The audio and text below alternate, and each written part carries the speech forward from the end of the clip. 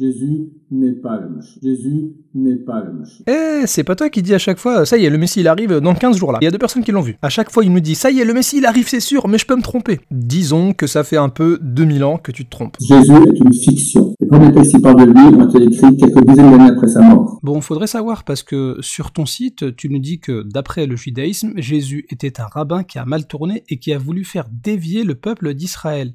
Donc Jésus c'est un personnage fictif ou il existe vraiment? N'inventez pas des choses. On a inventé un personnage qui correspondait au texte du prophète qui parle du Mashiach. On a collé sur lui cette histoire-là, on a fait un canular.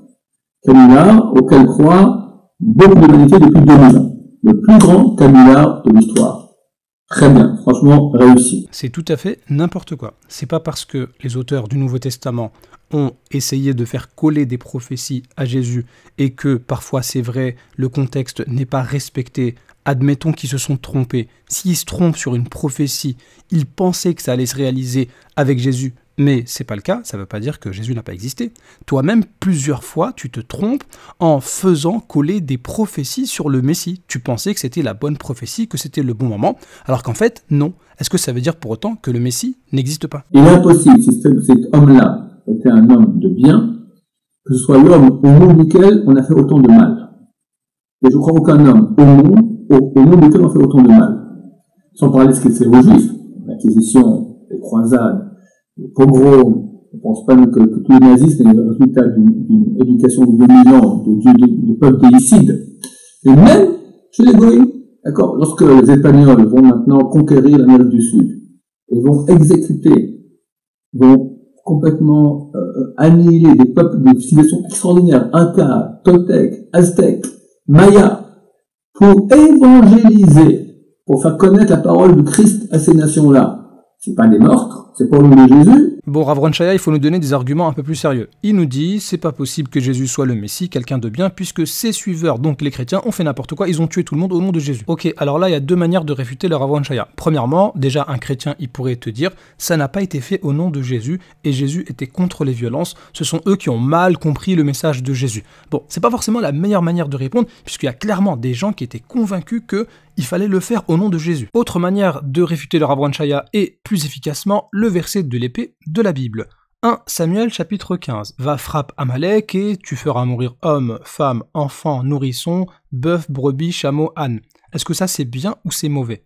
Puisque s'il nous dit que les disciples de Jésus auraient tué plein de gens, etc. et tout, que c'est mauvais, et c'est pour ça qu'il n'est pas le Messie, mais là c'est l'Éternel lui-même qui ordonne d'aller tuer des femmes, des enfants, des animaux, etc. Soit c'est bon, et à ce moment-là, il peut plus dire que Jésus n'est pas le Messie, ou soit c'est mauvais, et à ce moment-là, il ne peut plus croire en l'Éternel. Impossible que si cet homme est un homme de bien, que Dieu ait fait, que ce soit l'homme au nom duquel on a fait autant de mal dans le monde. Impossible. Mais Rav Ron Shaya, selon ta Torah, c'est possible que Dieu ordonne le meurtre de plein d'innocents, enfants, nourrissons, animaux, etc. C'est possible ou c'est pas possible? Et d'ailleurs, c'est même après ces passages-là que David va devenir roi. Puisque Saül, qui était roi d'Israël, il ne va pas bien accomplir ce passage-là. Il va donc être puni, et c'est David qui va prendre sa place. Le Messie descend de David.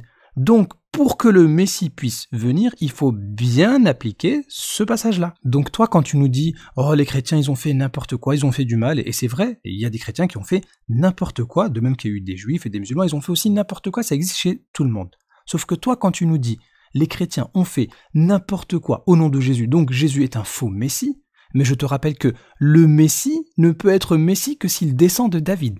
Et David n'a pu être agréé auprès de l'Éternel que parce qu'il obéissait à l'Éternel et qu'il considérait ça comme étant bien. Il a parfaitement bien obéi à cet ordre-là, contrairement à Saül. C'est pour ça que Saül, il est parti et que David, il est devenu roi d'Israël, puisqu'il avait parfaitement appliquer ce passage-là. Donc maintenant, on va appliquer ton raisonnement à toi.